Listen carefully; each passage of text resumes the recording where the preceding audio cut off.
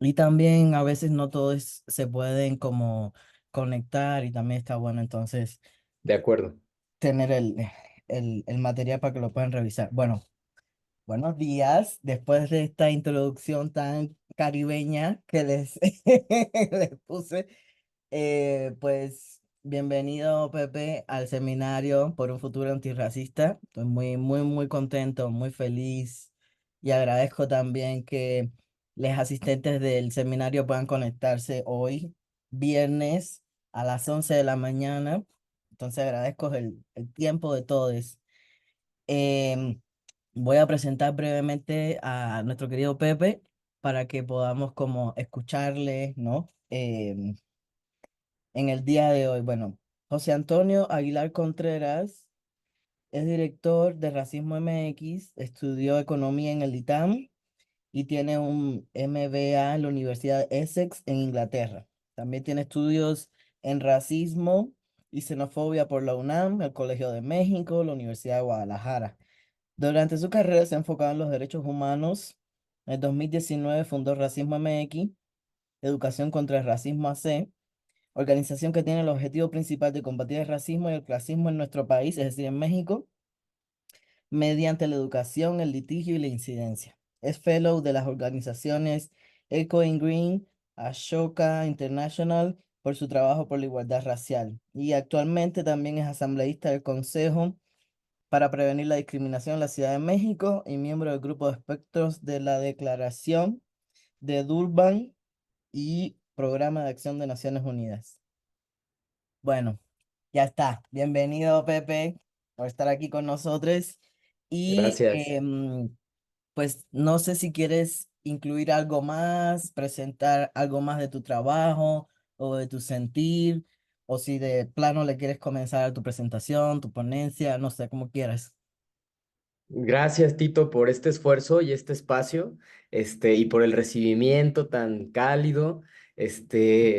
Bueno, conozco, bueno, hay una cara conocida, creo que es Gerardo. Hola, Gerardo. No sé por qué te conozco, pero te conozco. Creo que aplicaste a Yalp.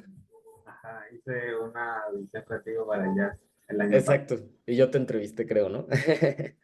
Muy bien, qué gusto verte. Y gracias a todas, todos y todes. Y sí, bueno, en efecto, pues hoy me pueden decir Pepe, me llamo José Antonio, fundé Racismo MX y básicamente lo que hago todos los días es coordinar una organización de muchas personas líderes que quieren combatir al racismo desde distintos frentes, ¿no? Desde la parte mediática, comunicacional, pero también desde la investigación, pero también desde el litigio, que es una actividad nueva que estamos haciendo, y todo eso para incidir públicamente. Creemos en que el antirracismo es para todas las personas, creemos que a pesar de que la opresión racista está incrustada en nuestras instituciones, tanto públicas como privadas, en el sistema económico, también es cierto que pueden haber estrategias para incidir en esos lugares y tomar espacios, ¿no? Creemos también en que a pesar de que somos críticas del capitalismo, también creemos en la movilidad social como estrategia para, obviamente, ganar esos espacios, ¿no? Entonces, esa es un poco la filosofía de Racismo MX. También tenemos una visión antipunitiva, y tratamos de incidir eso, porque pues también tratando con el Estado hay mucho punitivismo también. Y es eso, solo completando lo que mi querido Tito mencionaba. Ahí estás en mute, ahí Sí, está. muchísimas gracias, Pepe. Fíjate que sí, hay muchísimo punitivismo en general. Eso es muy duro. Em, bueno, no sé, ahora te propongo, no sé si tienes pensado algo o si quieres algunas preguntas para irte guiando o cómo quieres hacer esto. Pues entendí que era una entrevista, pero sí tengo una presentación. Puedo hablar de un poco de mi historia, de qué es Racismo MX, por si Ujú. tienen duda, pero igual después, o sea, la presentación es muy cortita y podemos después ya echar el chisme. Ándale. Mira, yo preferiría, si te parece bien, empezar con algunas Sí, preguntas muy específicas que tengo, perfecto. porque como tengo este tiempo, tengo que, ¿cómo si tengo que aprovecharlo? Lo primero Genial. es, yo sé que esto va a sonar como muy ingenuo, pero bueno, esto es un espacio de aprendizaje y en los espacios de aprendizaje todas las preguntas son buenas preguntas siempre que no ofendan a nadie, siempre que no hagan daño a otras personas. La primera vez que yo escuché la palabra desindigenización fue de tu boca y me quedé así como, ¿qué? Me generó un ruido muy grande y luego le pregunté a Mónica Moreno, ya me dio una cátedra, obviamente, eh, pero estoy muy interesado en si nos puedes compartir para ti qué significa la desindigenización, eh, cuál es tu posición al respecto, porque también tienes como una Ujú. narrativa personal vinculada a este término, y qué significa desindigenización para México y para el proyecto de mestizaje. ¿Qué te... Correcto. Me encanta porque además puedo tocar también partes personales, ¿no? Ujú, Y una aclaración, la palabra desindigenización no es mía, yo la uso, pero la leí por primera vez por Yasnaya Aguilar, que seguramente la conocen, una lingüista mije, pues de primera, la verdad, sus escritos, sus libros son fundamentales en la lucha antirracista. Y ella describe, obviamente ella habla desde la perspectiva de una mujer indígena, pero ella habla de este proceso de desindigenización forzada, que digamos que es otra forma de llamar a estos procesos de amestizamiento o blanqueamiento, que básicamente es eso.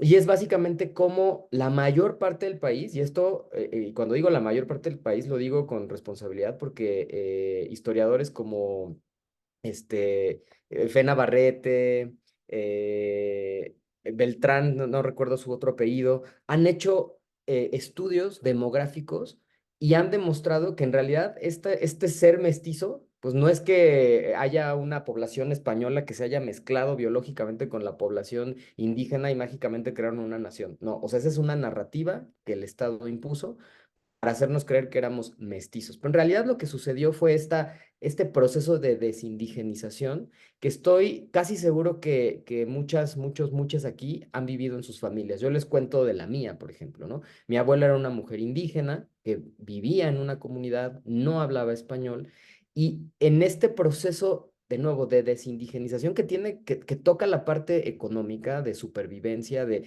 tengo que sobrevivir, tengo que digamos, un poco para poder acceder a ciertos derechos básicos como vivienda, como educación, como salud. Muchas personas indígenas tuvieron que migrar primero a las ciudades, ¿no? Y a las capitales de los estados y luego a la capital, en el caso de la familia de mi abuela. Y desde luego aprender el idioma español y cada vez menos dejar de usar su lengua, ¿no? Sobre todo cuando se habla de sus hijas e hijos, ¿no? En el caso de mi abuela, que ya no le enseñó la lengua a sus hijas e hijos, porque, primero, porque no la necesitaban, entre comillas, y segundo, porque el hablar una lengua indígena, ustedes saben, también está muy comprobado, es una causa de racismo y de discriminación racial todos los días. Entonces, de nuevo, el dejar atrás la vida comunitaria, las ideas comunitarias, la lengua, la cultura y ese proceso de blanqueamiento, amestizamiento o desindigenización forzada, pues es lo que muchas familias hemos vivido. Y ahí es donde viene esa narrativa de la cual habla Tito, ¿no? Porque, digamos, sabemos que las razas no existen, ¿no? Aunque el término racial refiere muchas veces al fenotipo, al tono de piel, a tus facciones, ¿no? La parte étnica normalmente está en el espectro de lo cultural, ¿no? De la cosmovisión, del arraigo territorial. Entonces, ahí es donde empieza esta narrativa de hay muchas personas en México, ¿no? Que pueden o no llamarse mestizas, eso es punto y aparte, pero que compartimos un fenotipo porque venimos de ahí, ¿no? Un fenotipo de tono de piel morena, somos prietas, somos prietos, tenemos el pelo de alguna forma, ¿no? Y aunque no podamos de nuevo regresar y posicionarnos como indígenas, o hay personas que sí lo hacen, y no lo critico, está bien, son procesos personales, pero me refiero a que ya no estamos en ese lugar de personas indígenas, pero que nuestro fenotipo es un fenotipo asociado al mundo indígena, ¿no? Y eso hace que Si bien hemos tenido privilegios por ya no hablar una lengua, por vivir en la ciudad, seguimos siendo parte de los procesos de discriminación racial. Entonces, y eso no es un tema menor porque estamos hablando del 80% de la población en México, ¿no?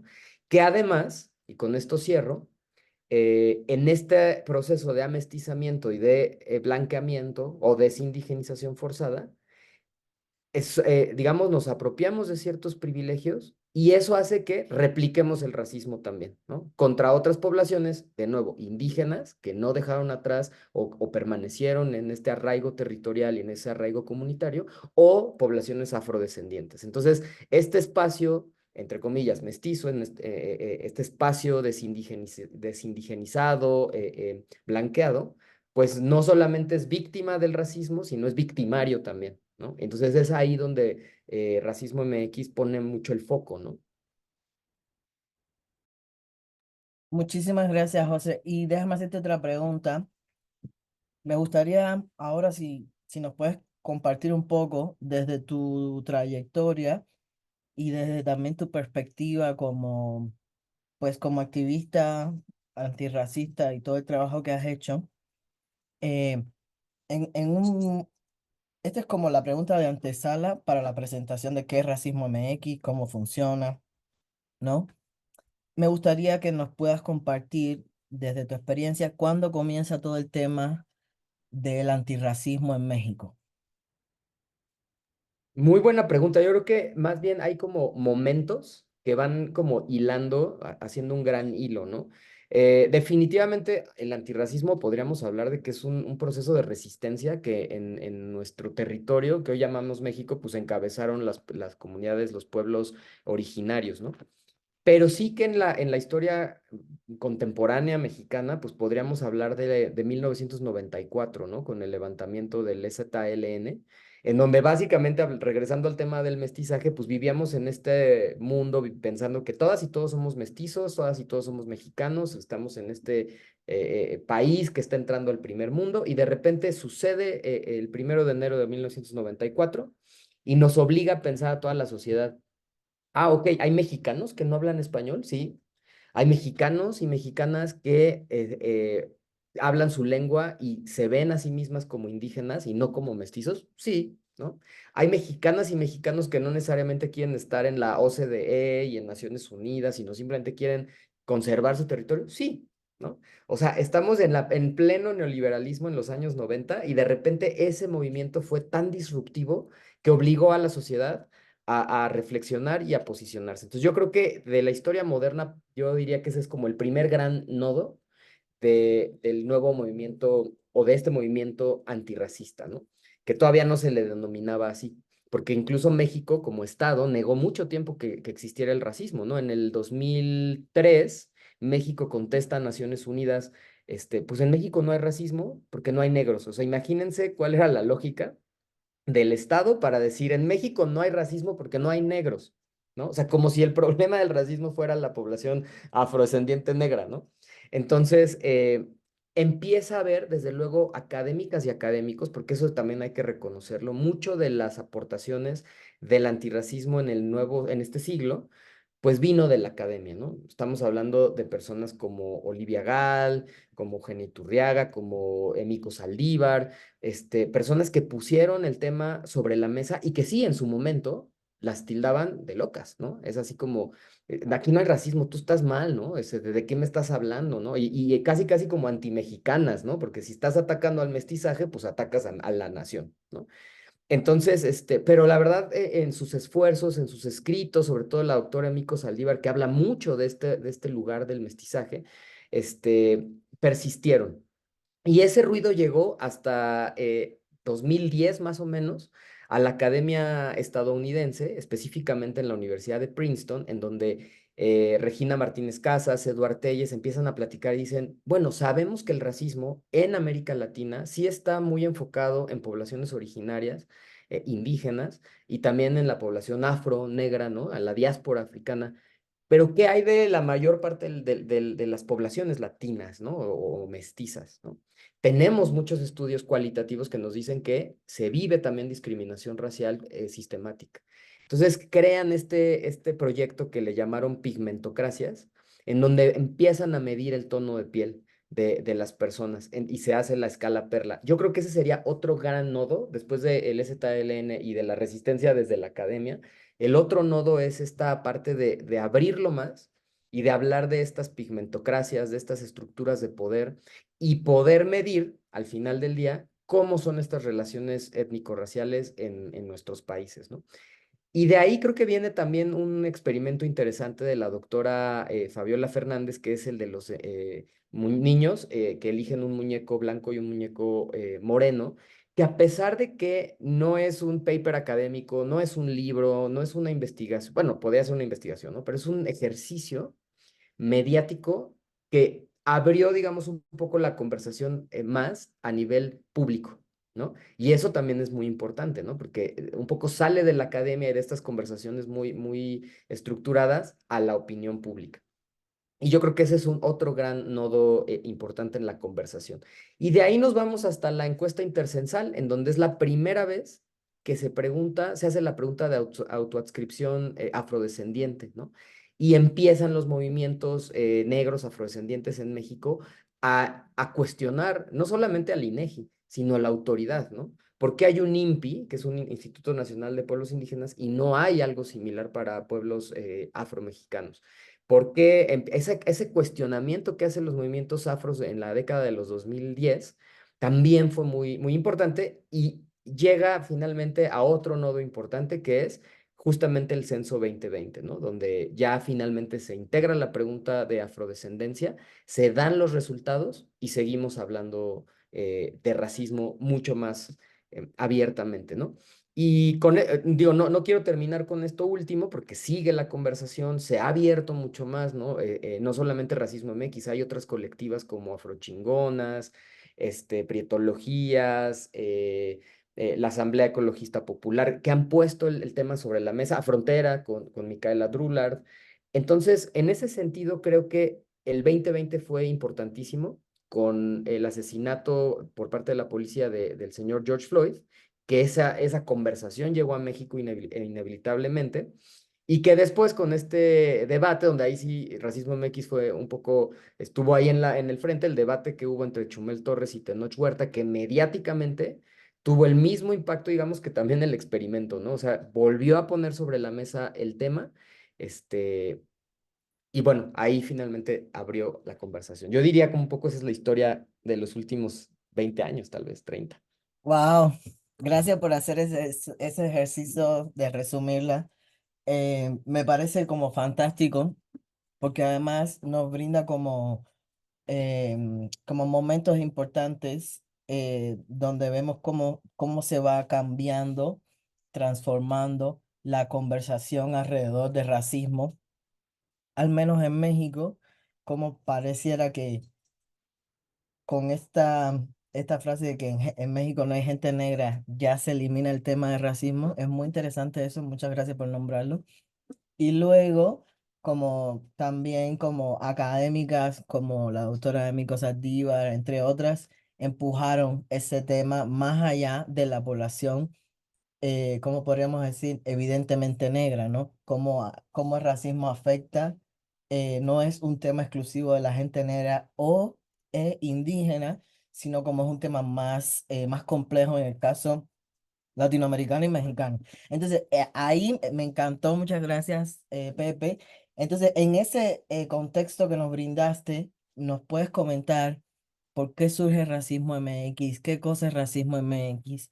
Y dentro de las preguntas dentro de ese abanico que nos vas a mostrar ahora, me gustaría también que puedas poner como tu atención en la esencia disidente del racismo MX, porque uno de los objetivos de este seminario también es como hacer evidente que si el antirracismo no es disidente en el sentido cis sexogenérico, pues como que no es un antirracismo completamente, ¿no? Porque la noción de humano está atravesada por los procesos de generalización y racialización, ¿no? Así. Entonces, sin eso, como que no puede existir uno sin el otro. Y creo que una de las características del trabajo de Racismo MX, por lo cual tengo tanto respeto hacia lo que ustedes hacen, es como explicitar, ¿no? De una manera como muy política, eh, no como soy homosexual, lesbiana, queer, trans, sino como se ve en el staff, ¿no? Y se ve en el staff y no sé, no, creo que no es staff, la colectiva, ¿no? Más bien como hace su trabajo desde su identidad de género y su orientación sexual como sin vergüenza, pero sin vergüenza en el sentido como hay una palabra en inglés que me gusta mucho que es unapologetic, sin excusas, ¿no? Bueno, sin vergüenza en este caso podría ser, aunque la palabra vergüenza es horrible. Pero bueno, esa parte de racismo MX me interesa mucho, ¿no? ¿Y cómo ha sido para ustedes todo este proceso primero de construcción de esa colectiva, el trabajo que hacen? ¿Cuáles las relaciones entre raza, género y orientación sexual, tanto hacia adentro como hacia afuera? Y también cuando hacen este trabajo de incidencia, educación. Bueno, todo lo que nos puedas compartir me encantaría. Muchas gracias. No, a ti, Tito. Sí, es parte fundamental de Racismo MX. Primero porque yo soy un hombre gay, homosexual, ¿no? De la Ciudad de México, que curiosamente, y les voy a mostrar nada más un slide, bueno, por aquí lo debo de tener, Espérame, bueno, déjame hacerte sí. coanfitrión. Ahí está, ahora sí. Ahí está. No, no es la presentación, solo es unos slides antes de, solo para ilustrar un poco lo que digo. Pues este soy yo, de niño. Y pues yo salí del closet a principios de este siglo, ya un poco ya pasó tiempo, en el 2001, y desde luego que eso pues detonó muchas reflexiones en mí porque era entender no solo mi racialidad y cómo me veía, y cómo yo, mi corporalidad, no me encontraba en el colectivo LGBTIQ+, ¿no? Sobre todo de inicios de este siglo, en donde el ser cis, blanco, gay, privilegiado, era como lo que podía vender, ¿no? Y esa narrativa yo la compré, así como seguramente muchos hombres gays de esa época, ¿no? Entonces, mi personalidad siempre ha sido pensando que, si esta frase es ahora muy nueva, ¿no? De que lo personal es político. Bueno, o sea, pues igual yo lo ejercía desde entonces sin entender. Y la primer cosa que hice, mi primer proyecto después de salir de la carrera fue, quiero hacer una revista LGBT, ¿no? Quiero visibilizar, quiero, ¿no? Usar ese medio de comunicación para, en mi mente, ¿no? En esa época se usaba esta palabra, empoderar a las personas y así como ponerla en Sanborns y que se venda en todo el país y que salgan figuras públicas en la portada, o sea, quería eso, ¿no? Y lo logré. Y entonces surge la revista OHM, que es la primera revista LGBT que se vendió en Sanborns en toda la República. Se llegó a vender en España, se vendía en los puestos de revistas. ¿Quién salía en la portada? Pues desde Gael García, Miguel Bosé, Belinda, bueno, los que ven aquí, Cristian Chávez, Semoa, en fin, una serie de personajes que no necesariamente eran parte de la comunidad LGBT, pero que se posicionaban a favor de la comunidad LGBT. El problema, ¿no? Es que evidentemente mi mente no había dado ese paso a entender este sistema mundo del que habla Tito, ¿no? O sea, yo estaba todavía como en el mundo de, digamos, hasta el capitalismo, en fin. Entonces, digo, ya no creo que, aquí están las fotos que salían en la revista, ¿no? Reflejaban evidentemente mi propio concepto de, no solo de belleza, ¿no? Sino de mi posicionalidad en el mundo, ¿no? ¿Quién era para mí un cuerpo digno de representar? ¿Quién era para mí un cuerpo digno de ser gay, ¿no? Y de representar a la comunidad LGBT. Entonces, claramente, ahí era uno de las cosas que yo reflexioné durante ese tiempo. Bueno, en ese momento no lo reflexionaba, sino fue un proceso en donde yo decía, ¿qué estoy poniendo en mis propias páginas de mi propia revista? ¿No? Hasta que reconocí en algún momento que yo había sido víctima de actos de discriminación racial durante mi vida, en la infancia, en la familia, desde la familia, ¿no? en la infancia, en las relaciones amorosas, emocionales, en la búsqueda de empleo, por ejemplo, en contextos sociales, ¿no? Y de hecho, uno de esos, pues digamos, actos, ¿no? Fue justamente en un antro LGBT en la Ciudad de México, ¿no? Donde me dijeron literal, no puedes pasar, ¿no? Porque por tu tono de piel, pues bajarías la calidad de nuestro antro, ¿no? Un antro gay en la Ciudad de México en el 2008, ¿no? Entonces, obviamente, ya cuando hay un posicionamiento así con tu corporalidad por quién eres, claro que detona cosas en tu cabeza, ¿no? Empiezas a pensar y decir, pero ¿qué no se supone que somos gays, LGBT y no tendríamos que discriminar porque nosotros vivimos discriminación? Y entonces empiezas a tener esa noción de lo que ahora ya conocemos como interseccionalidad, ¿no? Pero en ese momento era de, pues entonces, ¿quién soy, no? ¿Qué hago aquí? ¿O por qué no puedo? Sí, etcétera, etcétera.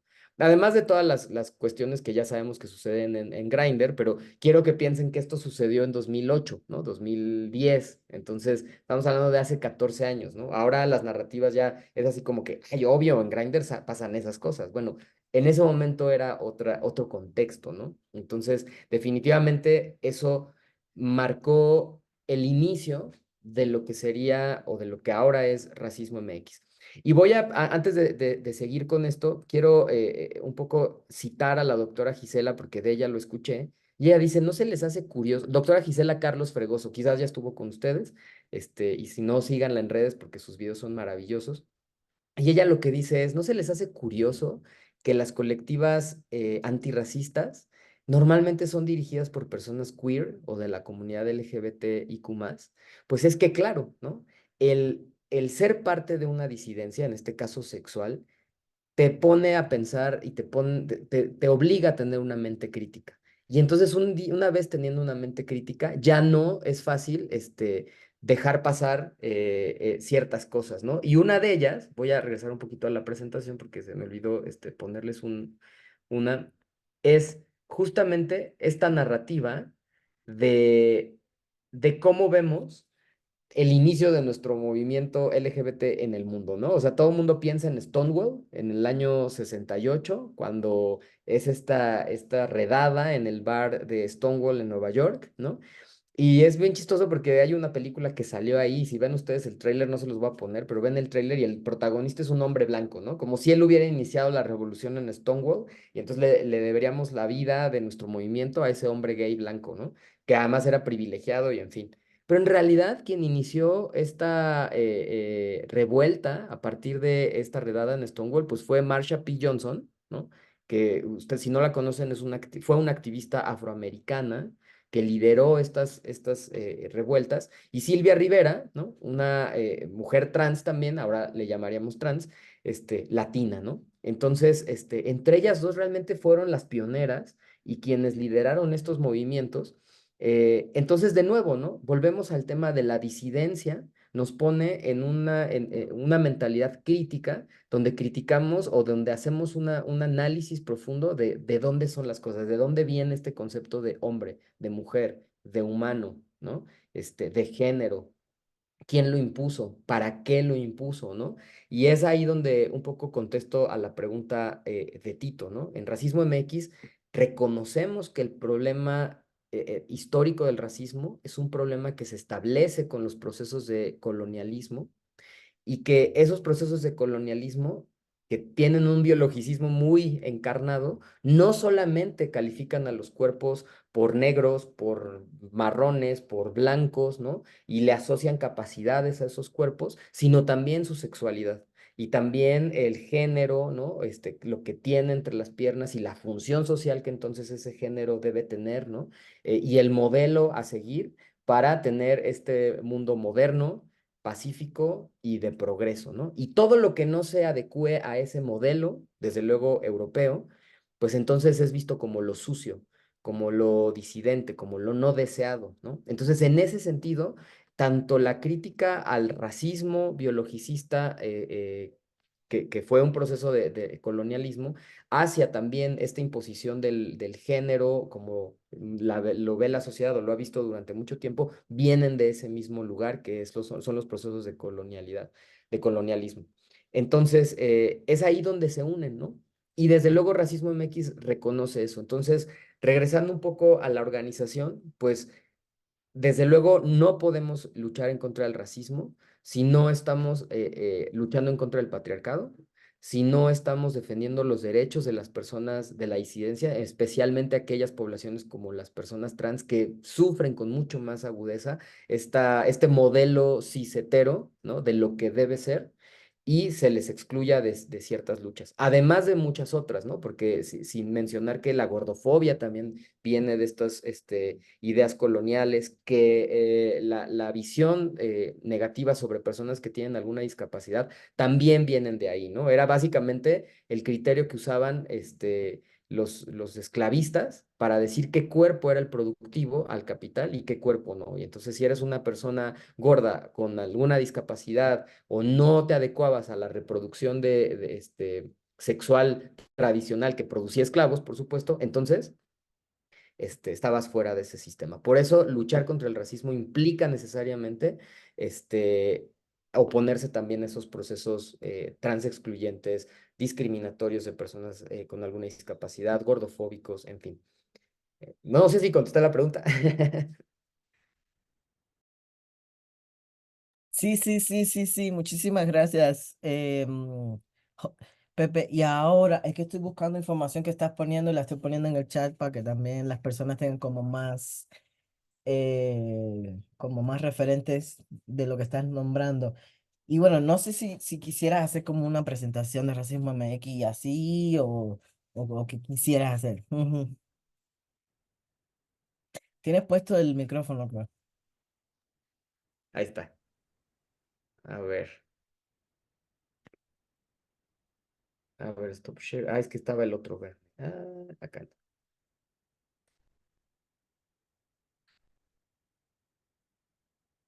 Sí, sí ven mi pantalla, pero no sé si ven la que debe ser, la de proyectos. Sí, perfecto. Bueno, aquí explico justamente es una presentación que tengo genérica, pero ahí explico un poco de dónde viene Racismo MX, ¿no? Pues hay el problema del racismo, que es lo que nos convoca. Aquí pueden ver imágenes que seguramente ya han visto, referencias periodísticas, mediáticas, ¿no? Esta salió en un periódico en Reforma, o toda la violencia en redes sociales que hay, ¿no? Porque desde luego, quizás una cosa que no mencioné fue que la existencia de redes sociales, desde luego que puede potenciar los activismos, pero también las narrativas racistas, ¿no? Otra de las cuestiones importantes, ¿no? Hay ciertos movimientos que aunque no se posicionan abiertamente como antirracistas, tienen un actuar antirracista, ¿no? Como por ejemplo las personas trabajadoras del hogar, que en 2019 se hizo obligatorio registrar a las personas trabajadoras del hogar, que en su mayoría son mujeres y que en su mayoría son personas indígenas, ¿no? Entonces, claro que el actuar a favor de las trabajadoras del hogar, pues es un actuar antirracista, o la represión constante que hay a líderes territoriales, que son asesinadas y asesinados por defender no solo el territorio, sino los recursos naturales que hay dentro del territorio, ¿no? Que también muy pocas veces asociamos el racismo, ¿no? Asociamos racismo como un acto de discriminación y no vemos que este tipo de procesos de pues deshumanización, quitar recursos a ciertas comunidades, también son procesos racistas, ¿no? Entonces, este, ese es un poco el diagnóstico que hacemos y pues yo un poco ya les conté, ¿no? De mi historia, de dónde vengo. Y en 2017 yo empiezo a tener mucho interés por hacer una retrospectiva en mi vida y hacer como este inventario de casos y de cosas que yo había vivido, ¿no?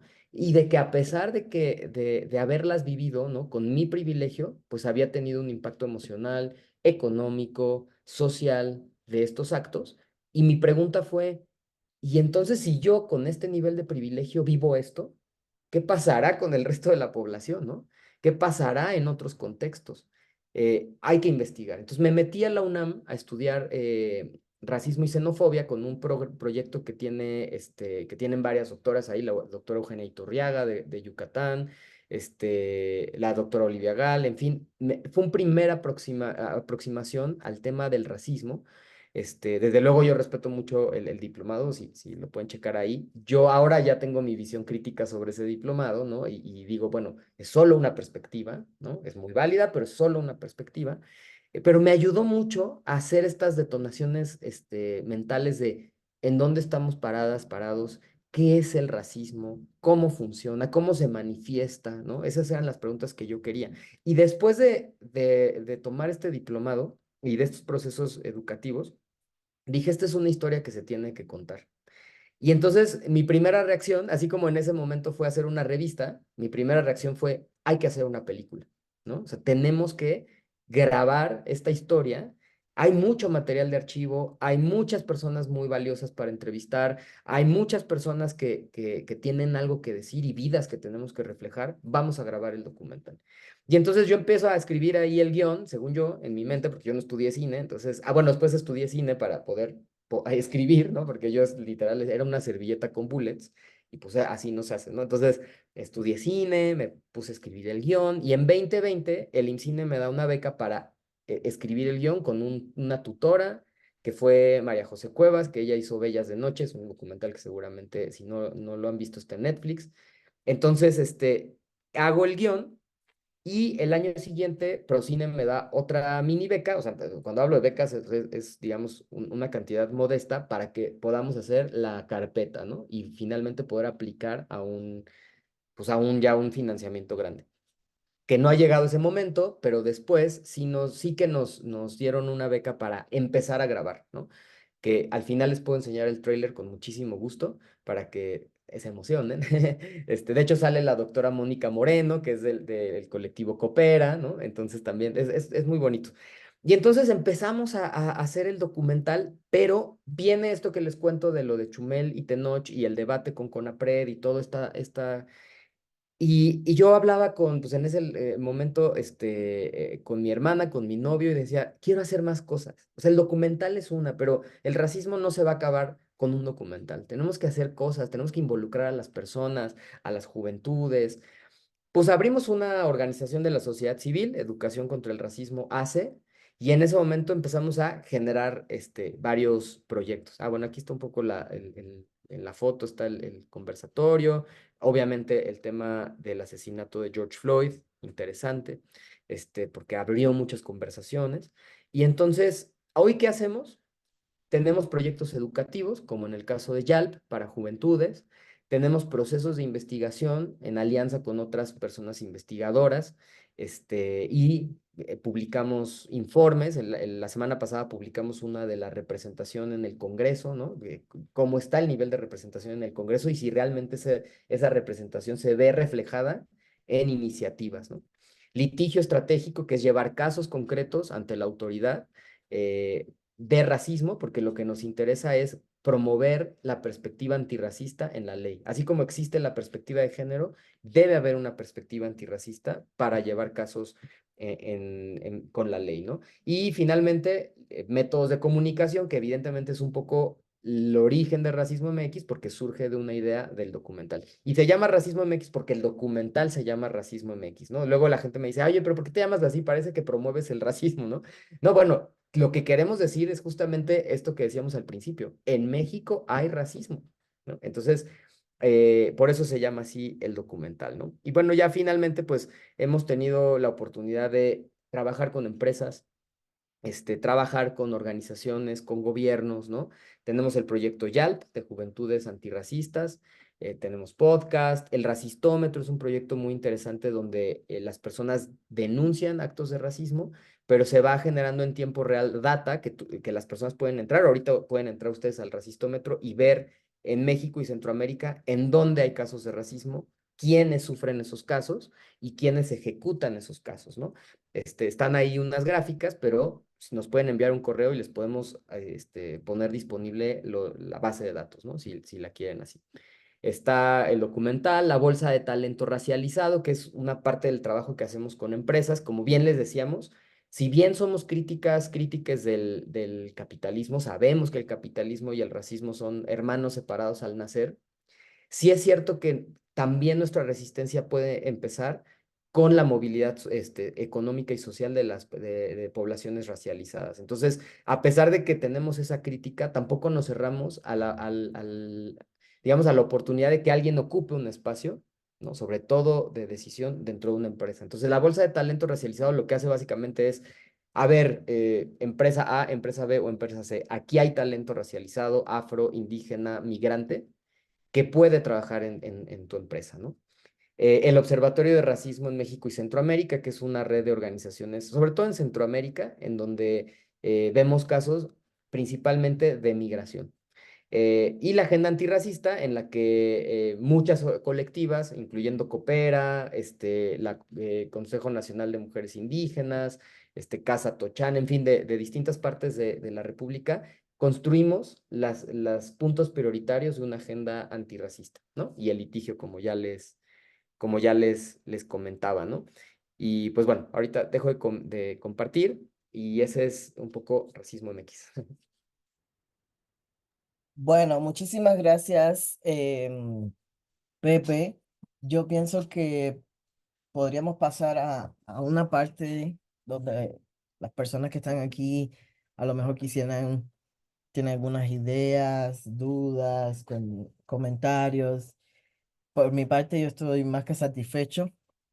A mí me interesaba mucho también mostrarles a las personas que están asistiendo a este seminario el proyecto de Racismo MX, porque me parece como un proyecto muy bien logrado desde muchos ángulos, ¿no? Y también el impacto que tiene como en el resto de las organizaciones civiles que estamos trabajando el tema de racismo y el antirracismo, y también en las organizaciones que estamos trabajando el tema de la disidencia sexogenérica. Entonces, y también me gusta mucho como el material que tienen online, ¿no? Como también como otro aporte que me gusta mucho de Racismo MX es que nos, ¿cómo puedo decir? Ustedes no trabajan desde la, o sea, a ver, desde el egocentrismo académico, ¿no? Como su propuesta no parte de ahí de somos académicos, somos autoridad, ¿no? Que creo que eso ha sido como, cuando estabas hablando sobre la historia de cómo, ¿cómo puedo decir? Sobre la historia de cómo se ha ido como politizando y abordando el tema antirracismo en México, pues una de las primeras cosas que podemos nombrar es supuestamente el papel de la academia como un motor impulsor, ¿no? De ese tema. Sin embargo, también yo creo que es muy, muy importante cómo desestabilizar esa, como, a ver, ese papel como de supuesta avanzada, ¿no? Porque es muy crítico además, ¿no?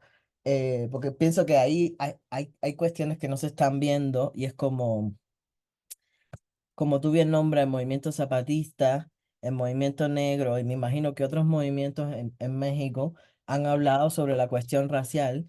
Lo que me llama la atención es pensar cuál cuál ha sido la capacidad de escucha de la sociedad civil y de las instituciones frente a este tema.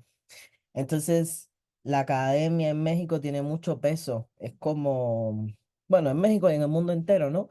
Pero en México es como una cierta especie de verdad absoluta y es decir, inapelable, ¿no? Incuestionable. Entonces, como, bueno, si lo dicen los académicos, ya es otra cosa. Luego, dentro de los académicos también se pelean y como tú dices, a unos la tacharon de loca y esto y lo otro, pero ya es una conversación en un nivel vamos a decir, en un nivel de autoridad epistémica, ¿no? Entonces, el trabajo que hacen colectivas o organizaciones de la sociedad civil, sobre todo hablando de racismo, que no está desde esa autoridad epistémica, a mí me interesa mucho. También porque, pues,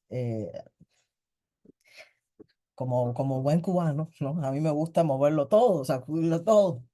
Entonces, siento que también eso es como muy impresionante ver el nivel de reconocimiento de Racismo MX, reconocimiento tanto de la gente que está haciendo activismo, de las instituciones y de las académicas, ¿no?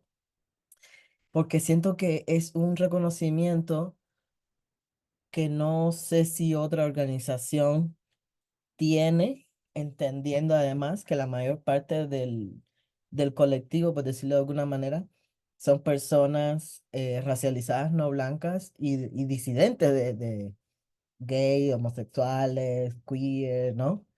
Entonces sí me parece muy impactante en ese sentido y por eso también creo que estoy muy emocionado que hayas tenido el tiempo de mostrar el trabajo de Racismo MX y también como las líneas de trabajo, ¿no? Bueno, en este sentido yo no tengo más que nombrar. Me encantaría si algunas personas tienen algunos comentarios, ideas, ¿no? Cosas que quieran compartir, pues les paso la palabra. Creo que había en el chat Alberto Álvarez. Adelante, Alberto Álvarez. Hola, pues buenas tardes. Primero que nada, pues agradecer a las personas que están presentes y aquí al compañero de Racismo MX. Considero que es muy importante la labor de visibilizar que el racismo no es simplemente hacia las poblaciones afrodescendientes, ¿no? Ni tampoco simplemente hacia los grupos indígenas, sino que hay muchas poblaciones en muchos contextos como ya hemos visto en el curso, ¿no? Como por ejemplo lo prieto, que es como, pues sí, una forma de racializar a las personas, pero que muchas veces no se le toma de tal manera, ¿no? Porque pensamos en esa lógica de que no, pues para ser racializado, pues hay que ser negro, hay que ser indígena. Eh, y pues agradecer esa labor, ¿no? Y esa visibilización y pues a Tito que te invitó, porque pues sí es muy importante visibilizar que no se queda simplemente en la academia, ¿no? O en las poblaciones negras o indígenas. Entonces, pues muchas gracias. Gracias, Alberto. Diana. Hola. Ay, bueno, pues para mí ha sido un placer, como siempre, todas las clases. Pero hoy siento que aprendí algo de verdad que no había escuchado, el término de la ay, ¿cómo es? Bueno, Desindigenización.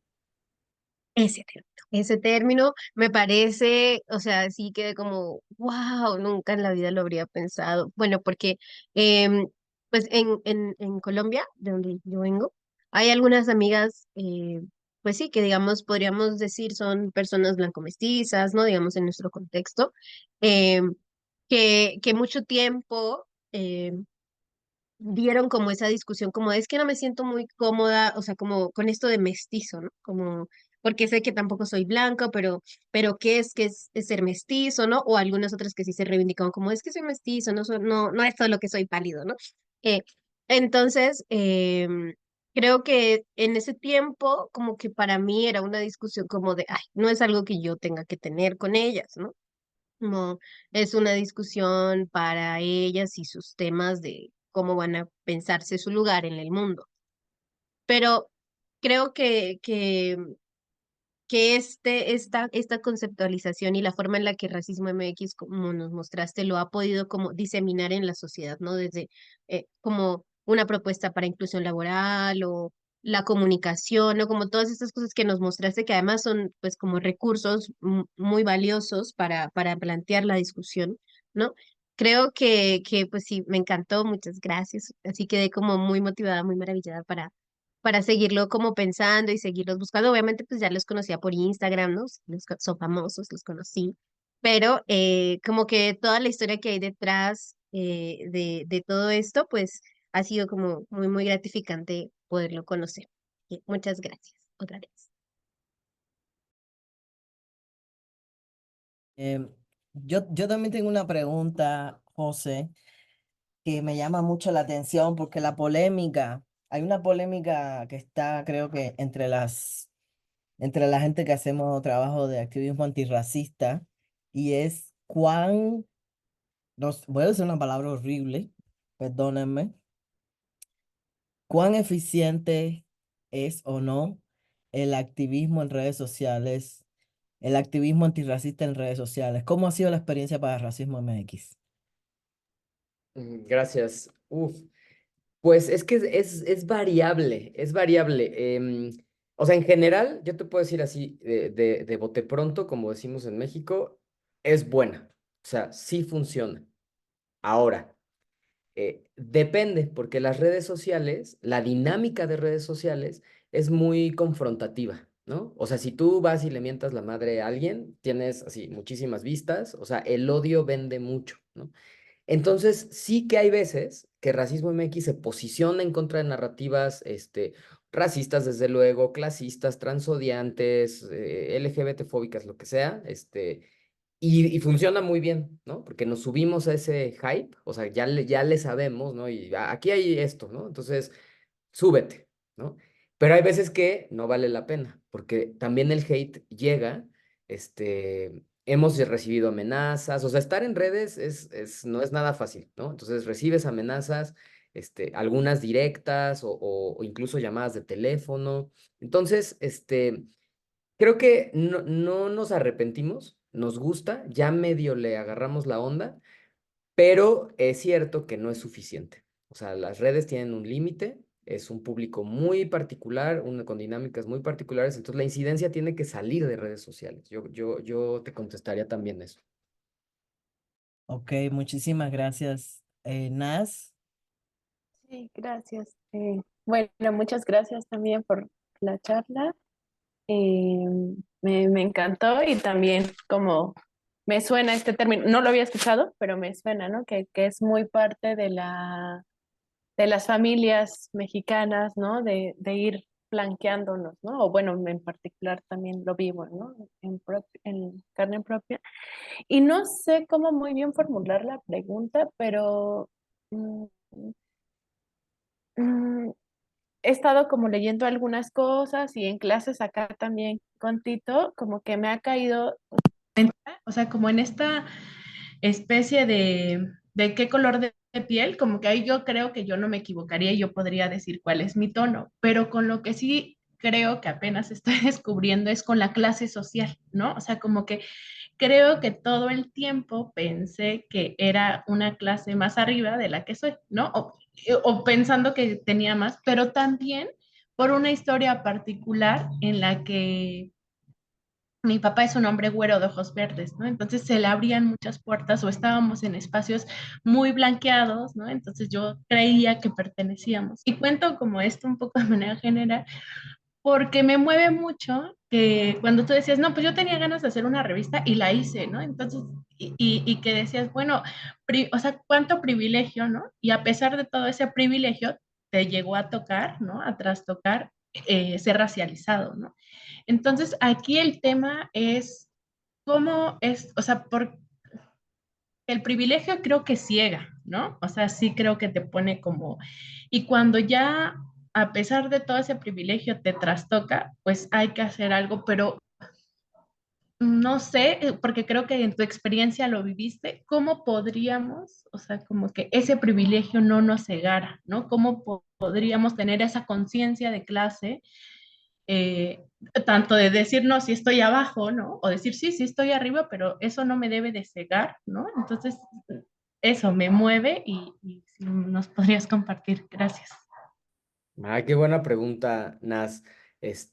Porque yo creo que ese es un poco el conflicto, no sé si conflicto, pues sí, el quid, ¿no? O el core del ser mestizo, ¿no? O sea, de estar en ese espacio en donde, por supuesto, es como serpientes y escaleras, ¿no? A veces subes y luego puedes bajar, pero luego te vuelves a subir y estás navegando en un mundo en donde a veces eres el blanco y a veces eres el racializado o el prieto, depende del contexto. Ese es justamente el punto de la racialización, o sea, la racialización es contextual, ¿no? Y y es temporal, o sea, depende de dónde, ¿no? O sea, si yo voy, por ejemplo, a Sonora Grill en la Ciudad de México, seguramente me van a sentar atrás, ¿no? Porque ya sabemos que así funciona ahí. Pero si yo voy a una comunidad, quizás en Chiapas o en Oaxaca, yo voy a ser el blanquito y no por mi tono de piel, ¿no? Por eso también el tono de piel, aunque es un marcador racial que puede predecir cosas a nivel estadístico, no es tampoco todo, ¿no? No lo es todo. Entonces, em, yo te digo un poco cómo lo he tratado de resolver, porque no puedo tampoco decir, mi mente está totalmente decolonial, ¿eh? O sea, yo ya estoy del otro lado, por supuesto que no. Primero porque el sistema se encarga de todo el tiempo recordártelo, ¿no? Hablamos de colectivas y organizaciones de la sociedad civil, que al final del día, pues dependemos de un financiador para que nos dé un grant y poder trabajar, pero entonces ya se vuelve una cosa extraña, porque entonces ya mi colectiva amiga de al lado, pues también compite conmigo, ¿no? Y aunque queremos lo mismo, entonces ya, o sea, ese capitalismo se vuelve a meter otra vez en nuestro actuar de todos los días, ¿no? Este, entonces es algo que todos los días se tiene que trabajar. Creo que Tito lo explicó muy bien ahorita, y la verdad, no lo digo porque yo sea parte de, pero sí es cierto que es algo que cuidamos en Racismo MX y es un poco despersonalizarlo. O sea, sí es cierto que yo soy la cabeza y la fundé y estoy feliz y estoy súper orgulloso de hacerlo, pero trato de no estar yo en todos los espacios. O sea, si te metes a las redes, todas las personas hablan, tienen sus lugares, tienen sus oportunidades, ¿no? Entonces, creo que un poco tratar de generar ese ambiente de que sea un poco más parejo, y así con otras colectivas, ¿no? O sea, trabajamos con Coopera, trabajamos con Afrochingonas, trabajamos con la CONAMI o con la Red de Mujeres Afro de la Ciudad de México, en fin, tratamos de que nunca seamos siempre nosotros, porque entonces otra vez replicaríamos este ser mestizo de yo primero, ¿no? Yo antes que tú. Entonces, pues no. Wow, gracias. Ara, bienvenida.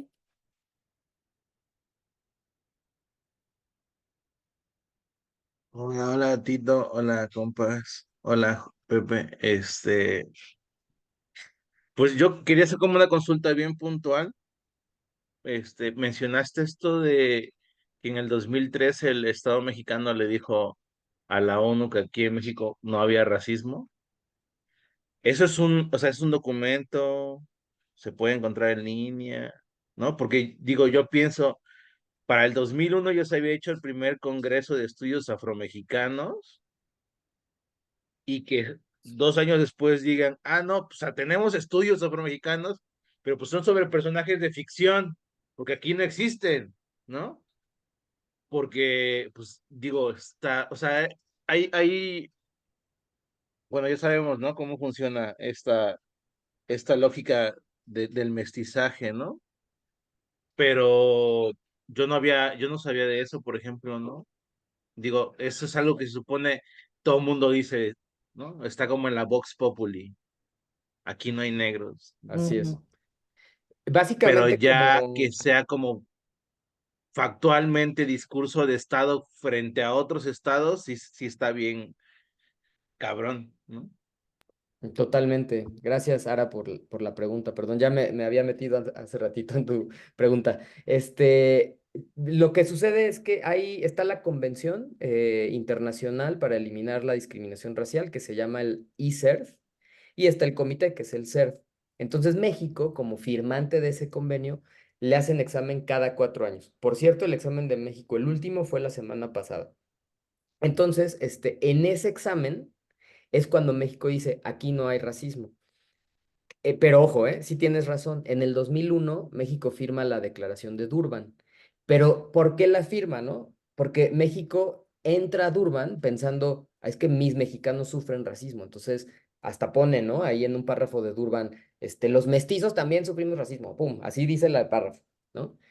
Pero entonces esa perspectiva de México era como yo sufro de racismo, entonces necesito adscribirme para pelear contra él. Nunca lo vio como yo, Estado mexicano, replico el racismo dentro de mi país, ¿no? O sea, no era la perspectiva. Entonces, eso que hablo del 2003 fue una respuesta de México al examen que tuvo al CERF, ¿no? O sea, cada que hay un examen, así se le llama, ¿no? Un examen. te preguntan, ¿y cómo estás en racismo, no? ¿Qué has hecho en esto? ¿Qué has hecho en esto? ¿Qué has hecho en esto? Entonces México contesta, aquí no hay racismo porque no hay negros, ¿no? Digo, lo pongo en palabras muy concretas, pero te puedo buscar la respuesta formal de México, ¿no? Que de hecho debe estar en línea. Sí, Wow. sí te lo agradecería porque creo que tiene bastante que ver con lo que estoy trabajando en la tesina y además, ¿no? Bueno, no, yo creo que todo el mundo entiende qué onda con él. Sí, yo solamente quiero decir, a mí una cosa que me llama mucho la atención, y discúlpenme que yo me interrumpa así la conversación, y Pepe, también dinos hasta cuánto tiempo te queda, ¿no? Porque entiendo que... Aparte hasta la 1, así es que hay Ah, tiempo. bueno, ok, bueno, gracias. A mí lo que me llama mucho la atención, entendiendo que yo soy una persona extranjera y que además vengo de una experiencia donde como ciudadano no tengo ninguna esperanza ni nada. Bueno, nadie tiene ninguna esperanza. Alguna gente sí tiene esperanza, pero bueno, los cubanos particularmente no tenemos ninguna esperanza en el Estado porque el Estado cubano es una dictadura, ¿no? Entonces, en estas contexto que acabo de dar, me llama mucho la atención cómo gran parte en estos momentos de la lucha por contra el racismo em, en México está muy vinculada con el reconocimiento del Estado.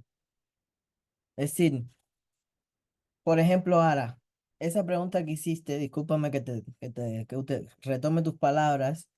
Obviamente, tanto tú como yo hemos vivido experiencias donde todo el tiempo la gente nos dice, nos pregunta si a ti, sobre todo que eres mexicano, a mí también, como de dónde tú eres, ¿no?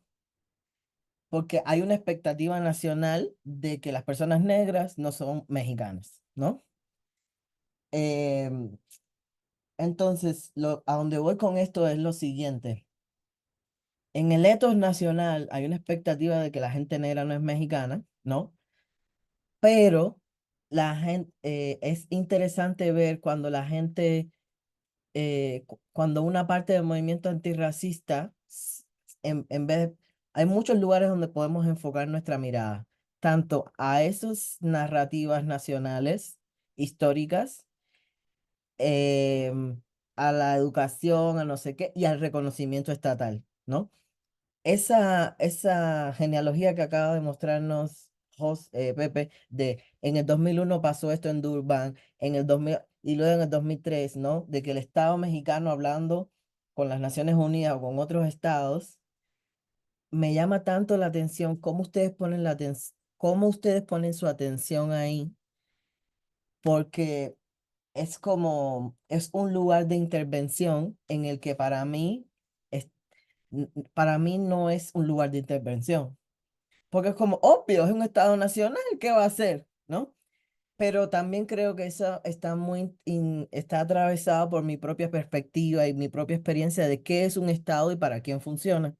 Y también, como soy una persona negra que viene del Caribe, los movimientos negros en el Caribe han tenido una experiencia histórica de entender que con el Estado no hay pacto posible, porque los estados en el Caribe hicieron la función de bueno, si son islas así, entonces la única función del Estado sobre la gente negra es matarla y reprimirla y controlarla.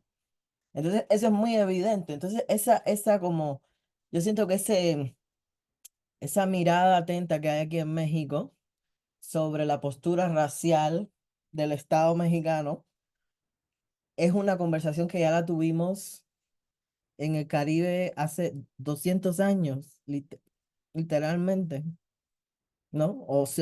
Por ejemplo, en el caso de Cuba, en 1901 fue que empezó la República, en 1912 hubo la primera masacre hacia el primer partido de gente negra en todas las Américas. En 1912 la gente negra en Cuba dijeron, con el Estado, nada, ¿no? Y esa fue la última experiencia en el Caribe de intentar dialogar con el Estado. Entonces me llama mucho la atención ese interés Es como es para marcar la diferencia de dónde estamos, en qué lugares en qué lugares de enunciación estamos, en qué lugar de interés político estamos. No estoy diciendo que uno está mejor que otro, no estoy diciendo nada de eso. Ya, eso es lo único que quería decir. Y le doy paso a las demás personas, me cae. Creo No que... sé si pueda comentar Sí, rápido de lo adelante, que claro. decías. Yo creo, o sea, por escucharte, creo que hay tres razones, así. La primera es la narrativa del mestizaje, ¿no? O sea, hacernos pensar que el Estado eres tú, porque tú eres mexicano, mexicana, mexicano, y mexicano eres mestizo, por lo tanto, o sea, eres una unidad con eso, ¿no? La segunda es, creo que también al menos desde Racismo MX, entramos a hacer actividades de litigio estratégico, ¿no? Entonces, por fuerza, el interlocutor siguiente es el Estado. Entonces, todo lo que haga el Estado impacta, ¿no? O sea, cómo poder defender nuestros derechos como desde pueblos originarios, desde pueblos afromexicanos o una persona, ¿no? Común y corriente. Necesito interactuar con ese Estado que es el que supuestamente me garantiza, ¿no? Los derechos.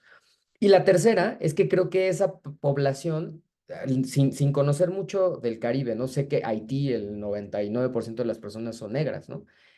En México, más del 80% somos personas racializadas, pero que no necesariamente aceptamos eso. Y ahí es donde está la trampa, ¿no?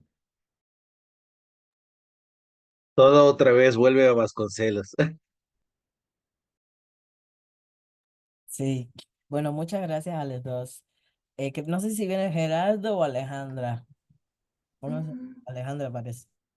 ah, ok, bueno, yo igual, gracias por lo que se ha compartido. Igual le sigo en redes y así. Yo tengo una duda con la bolsa de trabajo racializada, porque pues se sabe, ¿no? Como estas cuotas de inclusión de las empresas, que genuinamente es como para cubrir su cuota y es como decir, así somos incluyentes y esto. Entonces, ¿cómo lidian con eso? Eh, Porque al final, bueno, no sé, pienso un poco como en el feminismo y que dicen como hay que romper el techo, ¿no? Y las mujeres blancas son las que están ahí y luego dicen como, ya, esto es como para todas y es como, es ficticio, o sea, no es real, ¿no? Es algo como muy, como, como ambivalente, ¿no? No sé, entonces es como esa mi pregunta. Bueno, eso es lo que pregunto respecto a la bolsa de trabajo y cómo se lleva eso a cabo con las empresas, ¿no? Gracias, Alejandra. Muy buena pregunta. Además, este tema a mí me apasiona. Porque si vieron cuando Tito leyó mi semblanza, pues soy economista y tengo un MBA que es una maestría en negocios. O sea, básicamente mi background no es no es de humanidades, sociología, antropología, no. eh, Simplemente como que lo que me quema es lo que hago, ¿no? O sea, me quema este tema, me apasiona, entonces lo voy a hacer. Pero por qué me apasiona? Bueno, tienes toda la razón del mundo, ¿no? Esto es algo que yo le llamo el antirracismo liberal, porque ya estamos en una cancha en donde el capitalismo está dado por hecho, ¿no? El hecho de que la empresa sea ese sistema, ese entramado de cosas, ya está dado por hecho. Entonces, la pregunta es cómo navegar, o bueno, primero, igual con el Estado, ¿no? Si vale la pena navegar ahí o ya de plano lo dejamos, ¿no? Y si decidimos sí entrarle, ¿cómo vamos a navegar ese mundo, ¿no? Entonces, esa es una pregunta que nos hicimos en Racismo MX desde el inicio, ¿no? Era ¿y vamos a trabajar con el sector privado, ¿no? Digo, sucedieron varias cositas muy, ¿no? O sea, de repente decían, oye, ¿y tú nos puedes dar una plática, ¿no? O sea, la primera cosa que una empresa nos pidió, ¿no? Del sector financiero, ¿nos puedes dar una plática? Y yo, pues sí, ¿no? Pero la pregunta era, ¿y por qué te interesa? ¿O qué vas a hacer con esta información, ¿no?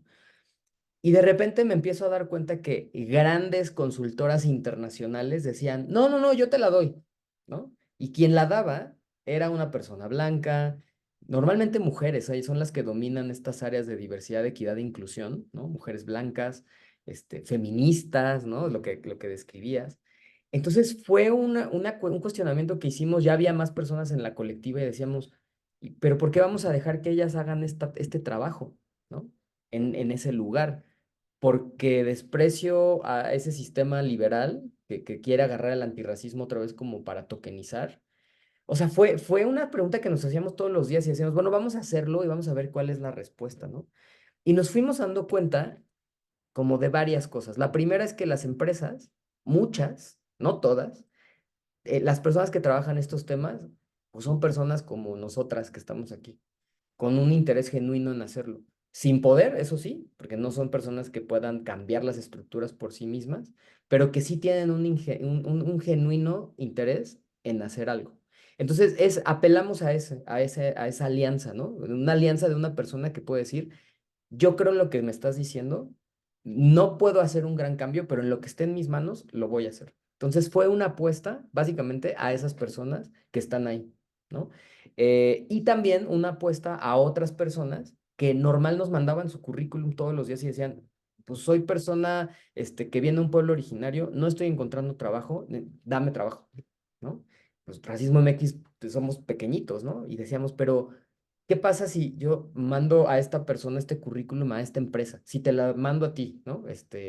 Mi aliada de tal empresa, échamelo, ¿no? Y entonces la pregunta era, pero me tienes que asegurar que a esa persona se le va a tratar con respeto, con dignidad y ahí se le va a pagar bien y va a tener todas las prestaciones, ¿no?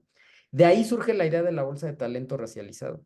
O sea, empezamos a hacer esta base de datos y entonces yo solamente le doy los currículums a empresas que me han demostrado, ¿no? A lo largo del tiempo que tienen esas garantías, ¿no? Y aún así, lo mandamos con muchas reservas, ¿no? Porque las empresas todos los días pueden fallar desde una cosa narrativa hasta una violencia laboral, ¿no? No ha sucedido, afortunadamente. De hecho, lo contrario, hemos tenido casos de éxito, pero sabemos que puede fallar, sabemos que estamos navegando en un sistema capitalista y liberal, ¿no? Donde evidentemente por cada persona que contraten las empresas, van a venderlo como somos la más diversa del planeta, ¿no? O sea, estamos a favor de los derechos humanos, ¿no?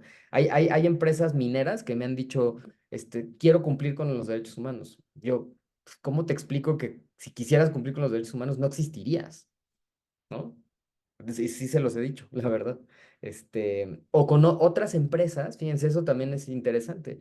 Tenemos procesos legales abiertos por perfilamiento racial y a la vez son nuestros clientes, ¿no? Es muy fuerte, es muy fuerte. O sea, yo de verdad, ayer me senté con el COPRED para hablar de este tema. O sea, ¿cómo vamos a hacer con esta empresa que yo tengo este proceso contra ella, pero a la vez, pues, hace muchas cosas, ¿no? Y no le sale porque claramente no tendría esta denuncia si le saliera, ¿no? Pero las personas que están ahí son personas racializadas muy conscientes. Entonces es difícil, no, por eso digo que tu pregunta me apasiona porque es algo que todos los días también tenemos que ver. Sí, no, no creemos en la cancelación en Racismo MX, ¿no? O sea, yo puedo cancelar a Walmart 1000 veces, ¿no? Me da idéntico, sí, sí, sí truena. Pero las personas que trabajan ahí, híjole, ya es otra cosa, ¿no? Wow, muchas gracias, Pepe. Eh, es un tema muy complejo. Yo ayer fui a migración, no había nadie blanco más que los cubanos blancos que estaban pidiendo residencia en México. Bueno, los cubanos blancos y los otros blancos, ¿no? Nadie que trabaja en migración en la Ciudad de México, habían como 20 casillas, nadie era blanco. Yo sí puse mucha atención. Entonces sí, es un tema, es un tema, es un tema. Y también una cosa que quiero decir es como pareciera que esto de las políticas afirmativas y toda la cuestión por ejemplo, esto de la bolsa de talento racializado que ustedes tienen, pareciera que es algo nuevo. Esto no es nuevo. Esto no es nada nuevo, porque algo que siempre ha existido son, ¿cómo se llama? Los mecenas, el nombre contemporáneo del mecenazgo, ¿cómo se llama?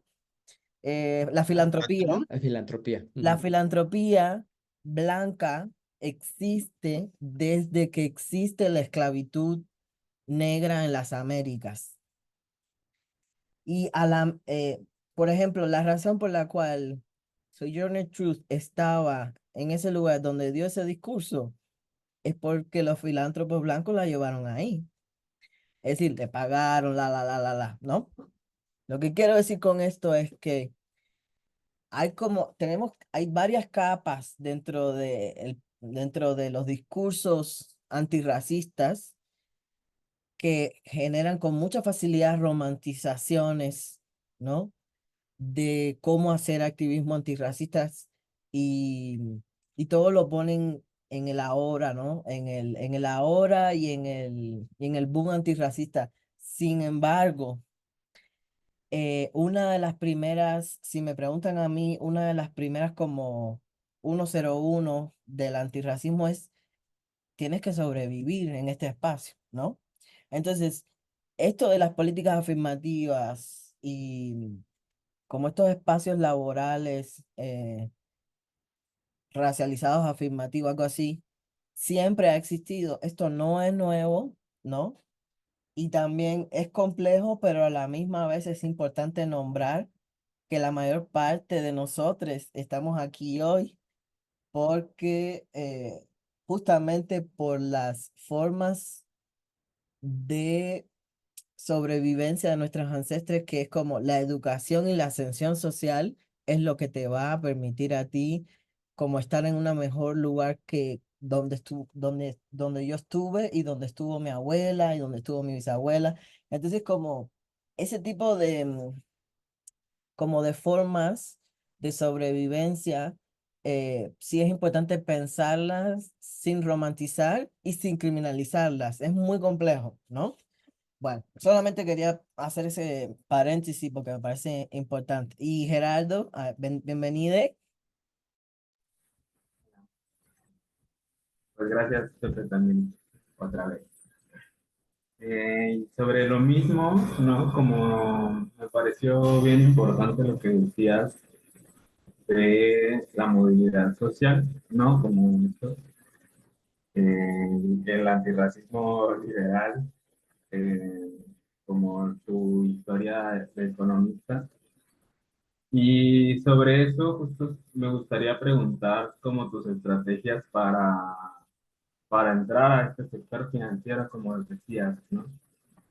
Eh, Eso, o sea, cómo sobrevivir o la necesidad de sobrevivir o de hacerse espacio en este sistema, como tal los dos, eh, me, como quiero escuchar, ¿no? O sea, quiero saber qué estrategias tienes, porque si hay algo que me cuesta a mí es, es elaborar estrategias para saber cómo conseguir dinero, ¿no? Entonces, ajá, ¿cómo le haces? ¿Cómo financian o qué estrategias tienen para financiarse estas luchas? Gracias, Gerardo. Bueno, te cuento que el modelo de Racismo MX es un modelo híbrido. Es decir, sí recibimos donaciones de fundaciones internacionales principalmente, como la Ford, como la Open Society, de esas dos principalmente. Pero desde luego no son grandes, enormes. Digo, parece que son grandes, pero alcanza para pagar un sueldo modesto, ¿no? Del cual vivimos en Racismo MX. Y como completamos, digamos, o completamos nuestro sueldo, es a través de este tipo de actividades con las empresas, ¿no? Que desde luego son temporales, o sea, hay meses, por ejemplo, es bien curioso si se adentran en este mundo de la diversidad, equidad e inclusión, así le llaman, tienen temporalidades, ¿no? O sea, marzo les encanta hablar de mujeres, ¿no? Junio sacan la banderita así como Denise Merker luego, luego, y el 30 de junio la vuelven a guardar. O días, ¿no? El 9 de agosto, Día de la Mujer Indígena, el 12 de octubre, oye, ven y, háblanos de esto. En fin, tienen como este tipo de calendarios, muy respetable, la verdad, o sea, pues son sus procesos, ¿no? Pero en ese mundito es donde nos incrustamos. O sea, una estrategia que yo he usado y que me ha funcionado muy bien es usar datos. Y es ahí donde la academia, de nuevo, no podemos decir esto está totalmente mal, esto totalmente bien, sino la academia ha producido mucho conocimiento con respecto al racismo, que es muy valioso para las empresas, pero ellas jamás van a abrir un libro, jamás van a googlear, quieren todo peladito y en la boca. Y entonces, por ejemplo, algo que me gusta hacer mucho es hablar de los mercados. O sea, tú tienes un mercado racializado y tú estás mostrando en tu publicidad puras personas blancas. ¿Por qué no mides esto? Y les puedo decir que uno de los éxitos, y ya lo puso públicamente la marca, es una marca multimarcas, que es experta en marketing, hizo un experimento y midió la efectividad de los comerciales donde salen personas racializadas versus personas blancas de productos como comida para gatos, shampoo, crema, etcétera, etcétera. Y los comerciales con personas racializadas tienen 25% más efectividad. Y es que es obvio, ¿no? O sea, cuando estábamos en esa reunión le dije, pues es que parece que estamos descubriendo el agua tibia y no, es que la gente quiere verse. O sea, es obvio. Y sobre todo estas generaciones, porque si fuera hace 30 o 40 años, a lo mejor había otra perspectiva. Pero hoy día ya no. Entonces ahí, ¿no? Y entonces empiezas a dar datos, empiezas a describir al mercado, empiezas por ejemplo, con los bancos, ¿no? Hay un experimento que hizo el Centro de Investigación y Docencia Económicas, donde manda a un hombre moreno y a un hombre blanco a pedir un crédito a un banco, ¿no? Y miden todas las etapas del proceso para obtener el crédito. Obviamente, las dos personas tienen el mismo nivel de crediticio, el mismo score, el mismo nivel de ingreso, tienen las condiciones iguales. Y en un 40% más de las veces le dan mejor información y le otorgan el crédito al hombre blanco. ¿Cómo explicas eso, no? Entonces, pero si tú llegas con esos datos del Centro de Investigación y Docencia Económicas con los bancos, evidentemente hay una reacción, ¿no? Porque están perdiendo un negocio solamente por el racismo de los ejecutivos y ejecutivas del banco, ¿no? Entonces, ese es el tipo, esa es la estrategia que yo uso, ¿no? O sea, yo leo todo el tiempo, miren, ahorita estoy leyendo si lo pueden ver, ay, bueno, déjenme le quito. Y no saben lo que estoy aprendiendo, se llama Por una cancha pareja, ¿no? De Roberto Vélez y Luis Monroy Gómez Franco. Y tiene un capítulo, además de hablar de meritocracia, habla del racismo, ¿no? En el mercado laboral, bueno, los experimentos que ha hecho Raimundo Campos, ¿no? Él mandó 8,000 currículums a distintas empresas, ¿no? Y en los currículums tenían 3 fenotipos, el fenotipo blanco europeo, el mestizo, entre comillas, lo que eso quiera decir, y el indígena, ¿no? Y evidentemente el resultado fue lo que ya sabemos, ¿no? Las empresas contratan más a las personas blancas que a las personas racializadas. Pero cuando lo parten por género, ¿no? O sea, si dividen hombres y mujeres, te das cuenta que esa preferencia por la blanquitud es mucho más acentuada cuando son mujeres, los currículums, ¿no? O sea, no nada más hay racismo, sino que va como siempre, sabemos, las personas que estamos en el antirracismo, que siempre va asociada a otro tipo de opresión, como el caso del patriarcado, ¿no? Entonces, y ese experimento se publicó en un journal internacional de 2 investigadores mexicanos. O sea, es ciencia, pues, o sea, no hay forma de que las empresas digan, ay, no, yo contrato igualitariamente y no soy racista. No, perdón, pero aquí está en el agregado y no estoy echándote la culpa, solamente son 8,000 currículums a distintas empresas farmacéuticas, de tecnología, o sea, pues nadie tiene la culpa, esto es un sistema, pues, ¿no? O sea, entonces ya las empresas dicen, no, pues necesito mejorar mis procesos de contratación, a ver, tráeme personas, quiero hacer, ¿no? En fin, esas son las estrategias que uso. Muchísimas gracias, Pepe. No sé si alguien más tiene eh, alguna otra pregunta, idea, comentario. Bueno, ha sido bastante. Ha sido bastante tiempo. Muchísimas gracias, Mari Carmen Corazón. No sé si quieres decir algo. ¿Cómo estás? Muchísima información, realmente sorprendente. Todo lo que he escuchado me llena de muchísima cuestionamientos más que de preguntas, ¿no? Perdón, de comentarios. Y realmente yo estoy hablando justamente de lo que estabas diciendo de las amenazas. Acabamos de ganar un caso para nosotros histórico, no sé si a nivel Chiapas o a nivel México, pero por primera vez un sacerdote reconoció los discursos de odio que había emitido en una misa, se comprometió a pagar yo era la abogada de estos chicos gays, entonces se comprometió a pagar los daños causados, ¿no? tuvimos que comprobar el tema de la dignidad, cómo afectó a la dignidad de las víctimas, y entonces lo logramos gracias a un equipo de abogados a la que acabo de sumarme, que es una asociación que se llama Lex GBT+, así está, por si quieren seguir las redes sociales, y me acaban de contratar hace unos días, entonces estoy también feliz por eso, y ellos me asesoraron para hacer la demanda. Yo creí que se iba a llevar, iba a ser un proceso largo y al final fue muy fácil, se me hizo súper fácil, ¿no? Entonces, a lo que quiero llegar es justamente lo que viene después. Sí, se ganó los miles, la reparación del daño, la no repetición, se va a cambiar de iglesia y una disculpa pública que va a hacerlo este domingo después de su misa ante las redes sociales, y eso lo vamos a difundir obviamente. Entonces, pero vienen las amenazas nuevamente de muerte, los insultos a las víctimas. Es una comunidad muy pequeña en la Frailesca del sur de México y entonces yo estaba ahí cuando comenzaron a agredirnos, a aventarnos cosas y entonces tuvimos que pedir la intervención de las autoridades, ¿no? Y entonces tiene mucho que ver ahí ese problema y sobre todo justamente nos atraviesa el racismo.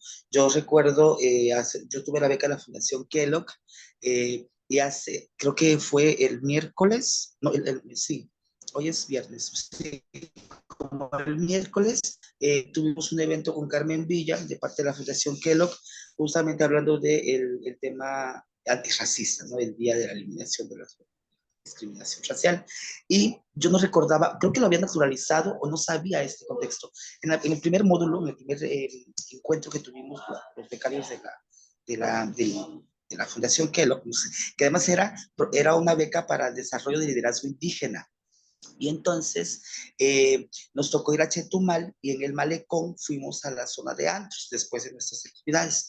Y íbamos como unas 20 personas. Y un chico que es Visharika iba con su traje típico, que es su traje de gala, pues para presumirlo. Y todas las demás, pues íbamos de manera con ropa no indígena. Entonces, nos prohíben el acceso a un antro porque este chico iba con su ropa indígena y estaba prohibido. Pero no solo eso, sino que no estaba permitido el acceso. No nos dijeron que estaba prohibido, pero que iba a afear a todo el antro. Y entonces, ropa mestiza, gracias Gerardo. Entonces, soy un poco pendeja a veces. Entonces, como íbamos con ropa mestiza, como este chico iba con su traje típico, no lo dejaron entrar y entonces yo me pendejé completamente porque me indigné. eh, Uno de mis compañeros dijo, bueno, es que te acabas de perder la propina y el costo del consumo de 20 personas que te íbamos a llenar el local, pues. Y estaban escuchando los otros chicos del otro antro y nos llegan a decir, no se preocupen, ustedes son bienvenidas, bienvenidos y bienvenidos. Bueno, terminamos a las 4 de la mañana, yo terminé súper borracha, pero yo naturalicé y no me di cuenta de ese acto tan pues, prácticamente racista, ¿no? Y entonces he comenzado a darme cuenta a través de ese seminario como estos racismos simbólicos, pudiera decirse, Tito, cuando de repente no me doy cuenta que es racismo en algunos comentarios y sobre todo, por ejemplo, nosotras, las mujeres trans, ¿no? Que no solo nos atraviesa nuestra condición trans, sino que somos racializadas, somos prietas y el tema del VIH y luego la gordura, que no estamos desde los cánones de belleza occidental, no ocupamos esos estereotipos del deber ser, le llamo yo, del deber ser trans, del deber ser gay, y entonces, pues, y ahorita me ha quedado muchísimas más dudas y cuestionamiento hacia mi persona y hacia los comportamientos de otras compañeras y compañeros respecto a esto. Yo siento que nos falta mucho politizarnos también, no sé cómo lo ves tú, Pepe.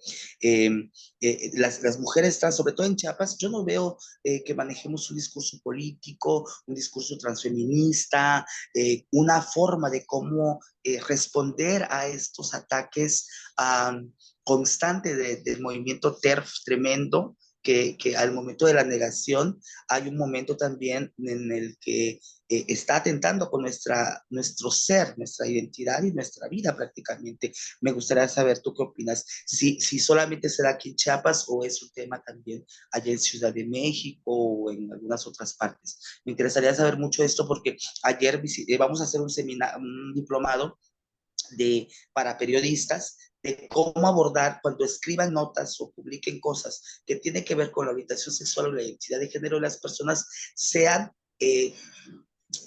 no educados, sino que sepan dar un buen trato, que no criminalicen, que no revictimicen, que no estereotipen. En el caso de los crímenes de odio, las notas en la nota roja son tremendamente violentas. Y entonces juntamos ya a un grupo de 20 reporteros de la nota roja que van a aceptar de muy buena fe el taller, y lo vamos a hacer con la UNACH aquí en Chiapas, con el Instituto de Acceso a la Transparencia y una de las grandes periodistas que se llama Candelaria Rodríguez, que ella estuvo en la matanza de la época de Patrocinio González Garrido, cuando se dio una matanza de más de 20 mujeres trans asesinadas en el gobierno de un tipo nefasto, ¿no? Y entonces ella es la que nos va a asesorar y va a estar siempre al pendiente de todo esto. ¿Cómo se abordaban esos casos de asesinatos en esa época, a principios de los 90? Entonces, pero no hay ninguna mujer trans en la agenda feminista de este año, y me dice, oye, ¿por qué no participas tú? Pero es que yo no soy la única trans aquí en Chiapas. A mí, yo estoy en otras cosas, ¿no? Entonces, justamente, ay, sí, la muerte se viste de rosa. Tienen que leer ese libro que les acaba de mandar Tito, por favor. De verdad, tienen que leerlo porque es una obligación. Todas las que somos maricas, tenemos que leerlo. Es nuestra Biblia. Y bueno, entonces yo digo, nos falta politizarnos. Ahorita estoy trabajando con 5 chicas trans súper jovencitas. 2 están haciendo ya la maestría y una va a salir de la preparatoria. Y entonces con ellas voy a trabajar una escuelita trans para politizarlas, ¿no? Entonces mi pregunta, Pepe, cariño, es, sí, ojalá y algún día nos puedas dar una charla, cariño, Tito. Nos encantará. No, claro. Ese es, Pepe, es eso, ¿sabes? No sé si somos apáticas, desafortunadamente los sistemas de opresión nos han relegado de esto, o simplemente a las travestis no nos interesa esa parte de la política, tener la teoría feminista y esa cosa. ¿Cómo ves tú?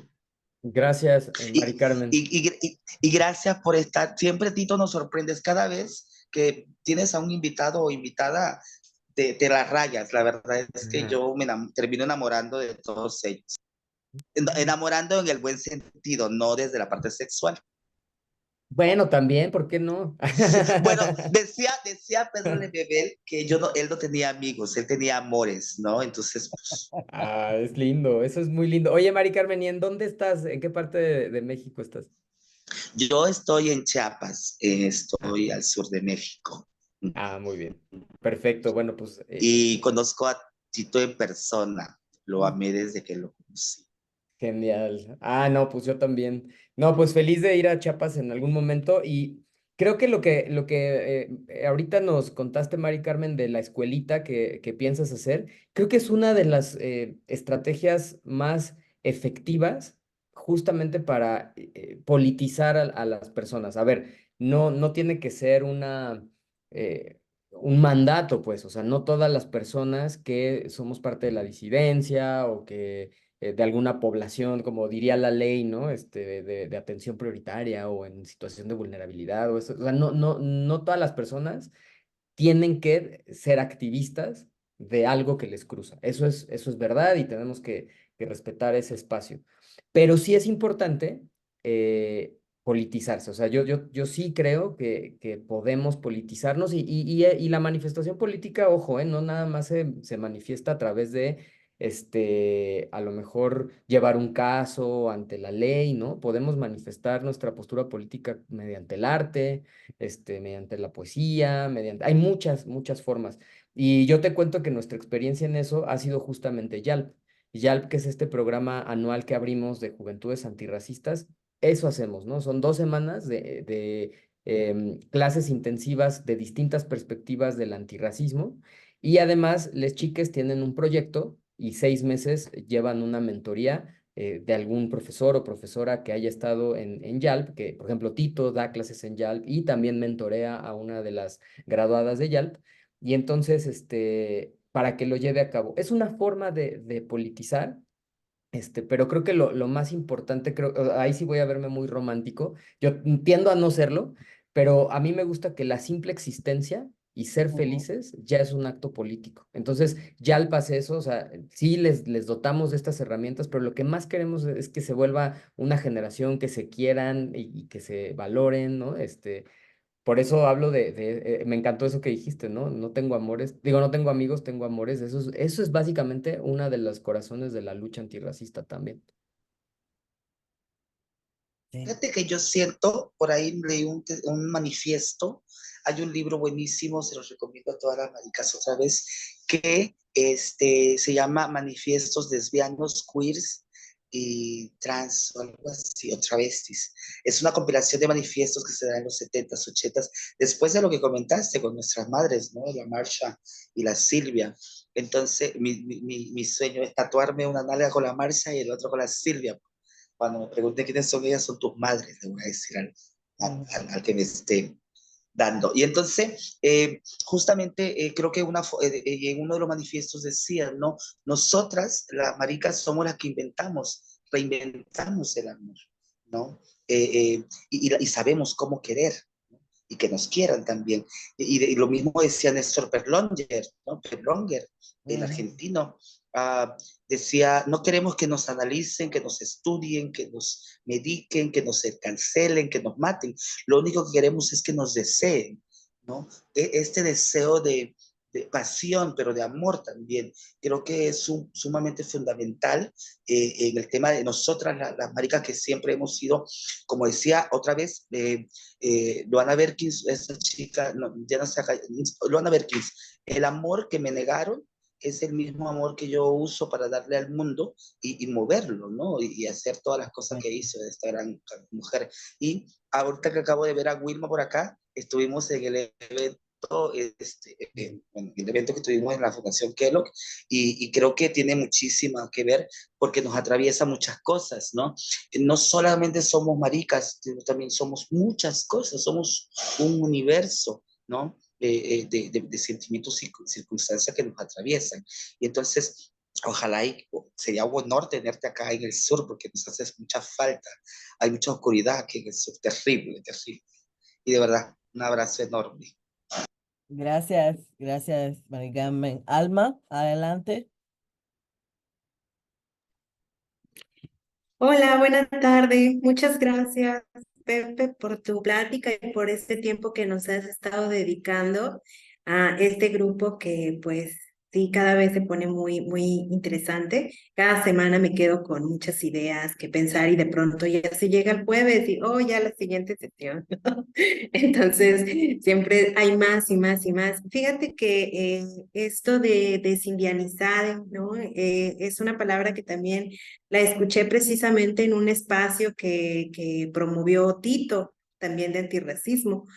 Y entonces hacía alusión también a que tú la habías pronunciado y busqué tu contenido y me encanta el contenido que hacen en Racismo MX porque, como dices, ¿no? O sea, llega a mucha gente, es una forma bien accesible para desmenuzar lo que nos inquieta, ¿no? Que es el racismo, cómo se vive, cómo se manifiesta, ¿no?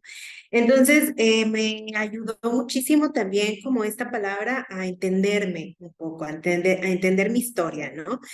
Y entonces, hay veces cuando es necesario identificarme, ¿no? En algún sitio, porque bueno, estoy en mi casa y no me vivo con todas las identidades y las categorías que aquí que tenga, ¿no? Pero si uno sale, pues sí, también hay que presentarse según en ese sitio.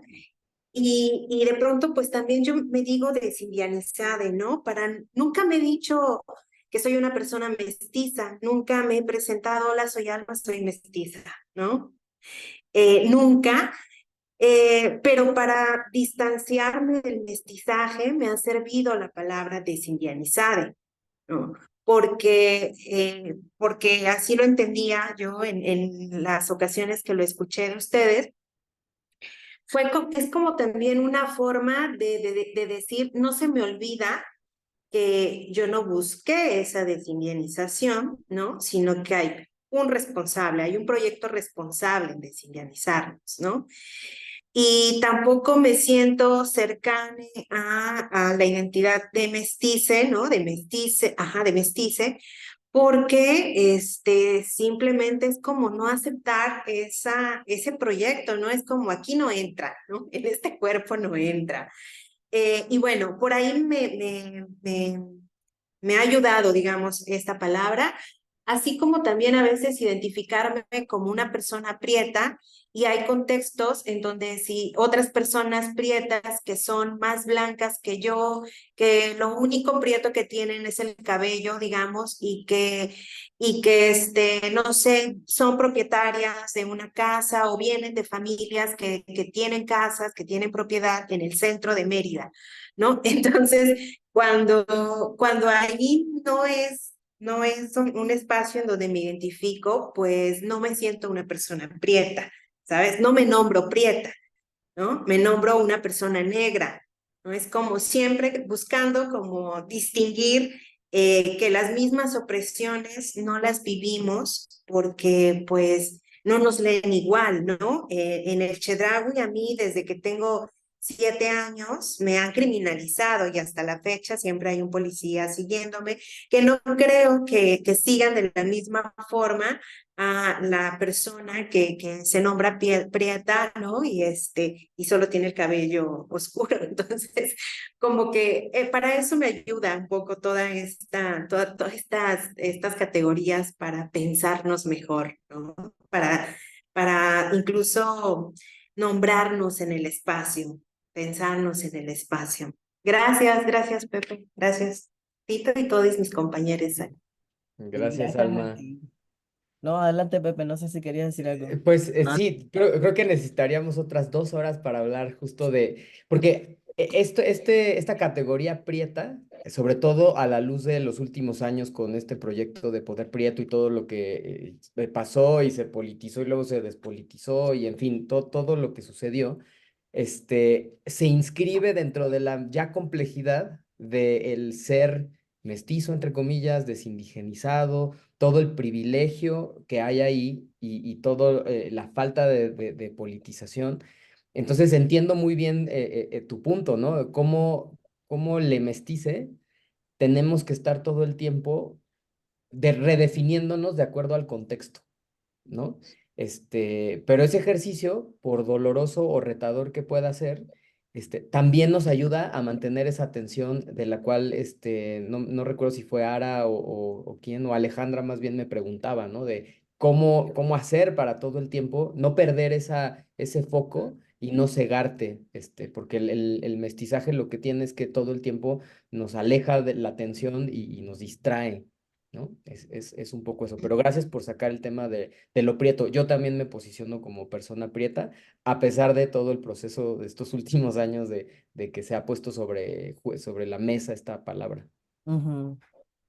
Wow. Bueno, muchísimas gracias a todos, específicamente también a Pepe. Pepe, la semana pasada tuvimos a José Alejandro Mamani, o Jorge Alejandro, Le amo, le amo. Es muy amigo mío, lo quiero mucho. somos un grupo de fans. Y me gustó mucho.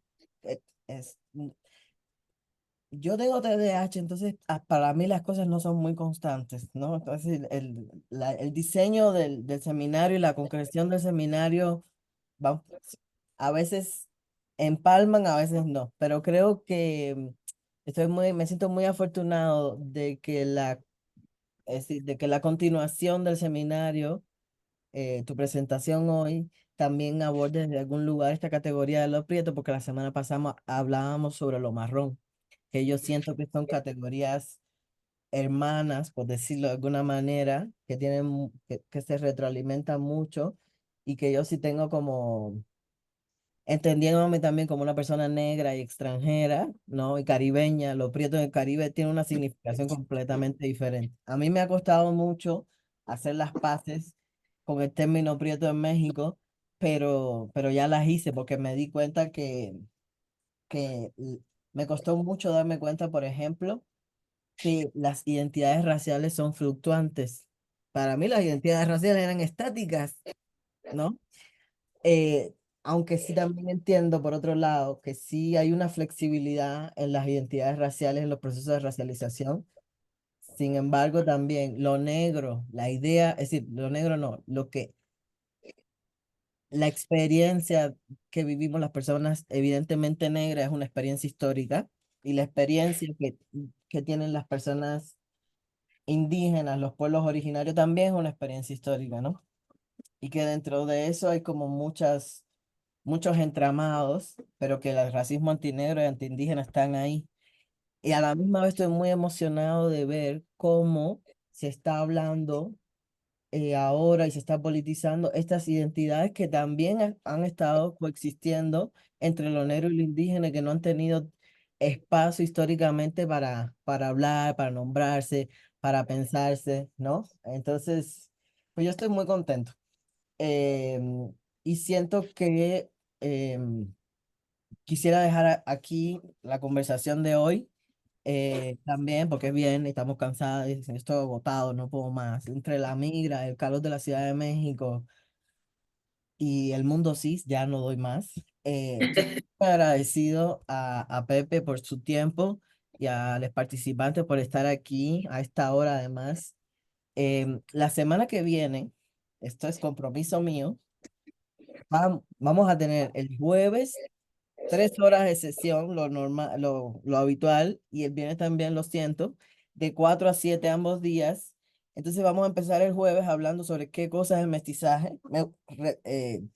Ahorita cuando termine voy a guardar la sesión que tuvimos hoy para que sería muy interesante que recuperen las palabras de Pepe, su perspectiva sobre qué es el mestizaje en México, para poderlos recuperar en la próxima sesión. Yo voy a hacer una presentación sobre cuál es mi perspectiva del mestizaje en México y también vamos a tener dos invitados, cada día vamos a tener un invitado, pero también vamos a tener una parte donde vamos a pensar algunas estructuras fundamentales para vencer el antirracismo.